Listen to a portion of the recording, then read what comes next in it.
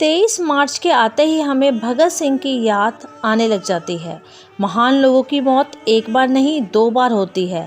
पहली बार जब उनके प्राण शरीर को छोड़ देते हैं और दूसरी बार तब जब हम उनके जीवन से सीखना छोड़ देते हैं। सरदार भगत सिंह की ज़िंदगी और उनकी मृत्यु दोनों को ही मैं दुनिया की महानतम साहित्य में मानती हूँ। आज हम भारत के इस बलिदानी बेटे की ज़िंदगी से वे बातें भी सीख सकते हैं जो हमारी ज़िंदगी के आखिरी पलों तक हमारे साथ रहेंगी। सबसे पहले है लक्ष्य निर्धारण जल्दी से जल्दी करें, यानी न जाने किसकी नज़र लग गई थी पैरों को, तमाम उम्र चले और कहीं ना पहुँचे। ऐसा होता है जब चलने वाले को ये पता ही नहीं कि पहुँचना कहाँ है। न जाने ऐसे कितने ही काबिल लोग अपना लक्ष्य चुनने में देर कर देते हैं, उस लक्ष्य तक पहुँचने में वक्त ही नहीं बचता। भगत सिंह सिर्फ 12 साल के थे जब पंजाब में जलियांवाला बाग हत्याकांड हुआ। वह बैसाखी का दिन था। भगत सिंह ने लहू से लाल हो चुकी बाग की मिट्टी को अपनी मुट्ठी में भरकर सौगंध ली, अंग्रेजों को तो मैं छोड़ूंगा नहीं। जहां 12 साल की आयु में उनकी उम्र के बच्चे शायद गिल्ली डंडा खेल रहे थे, भगत सिंह ने तय कर लिया कि वे अंग्रेजों से खून की होली खेलेंगे, और जो तय कर लिया उसे करके भी दिखाया। उस दिन के बाद एक पल के लिए भी भगत का फोकस नहीं हिला। पढ़ना, लिखना, खेलना, कूदना सब चला, पर उनका लक्ष्य हमेशा साफ रहा, अंग्रेजों का अंत। किताबों से बड़ा कोई दोस्त नहीं। हम जिस भगत सिंह को अपना हीरो मानते हैं, जिनके पोस्टर घर की दीवारों पर लगाते हैं, वह भगत सिंह अनगिनत किताबों से गढ़ी हुई एक प्रतिमा है।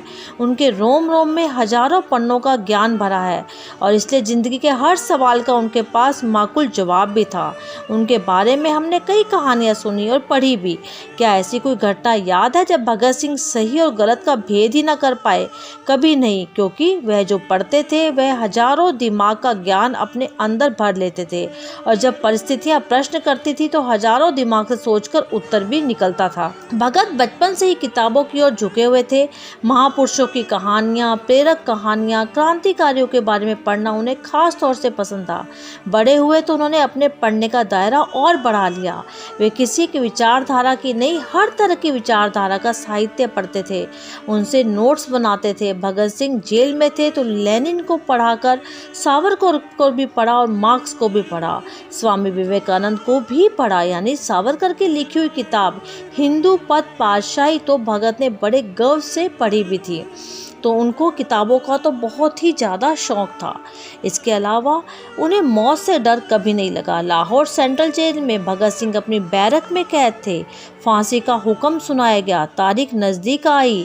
अंग्रेज ऑफिसर रॉबर्ट्स और वॉकर उनसे मिलने आए। कहते हैं, माफ़ी मांग लो भगत, जान बच जाएगी। चिट्ठी लिख दो ब्रिटिश सरकार को, कह दो तुम अपने लिए शर्मिंदा और हम भूल जाएंगे कि तुमने असेंबली हॉल में बम भी फेंका था। तब भगत सिंह बस सिर्फ मुस्कुराए, उन ऑफिसर्स को देखते रहे, बोले कुछ नहीं, बस उनकी मुस्कुराहट ही बोल रही थी।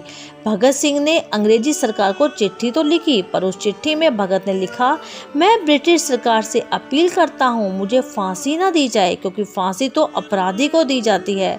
मैं क्रांतिकारी हूँ, भारत माँ का सिपाही, मुझे चौराहे पर गोली मार दी जाए। युद्ध का विधान भी यही है, गोली से मरने से ही सिपाही की शान है। लेकिन सरकार उनकी ये जरा सी ख्वाहिश तक पूरी न कर सकी और भगत को पहुंचा दिया फांसी के तख्ते पर। और भगत ने भी फांसी का फंदा ऐसी दीवानगी से चूमा जैसे मेहंदी से सजे अपने दुल्हन के हाथ चूम रहे हों। तो क्या आपको याद है भगत सिंह की ये सब बातें, और हम अपनी ज़िंदगी में क्या इन चीज़ों को उतार सकते हैं? भगत सिंह की ज़िंदगी से तो हम यह चीज़ें बहुत तरीके से हैं जो हम उनसे सीख सकते हैं। अगर आपको मेरी ये बातें, ये जानकारी अच्छी लगी, डी हिंदी चैनल को सब्सक्राइब अवश्य करें। धन्यवाद।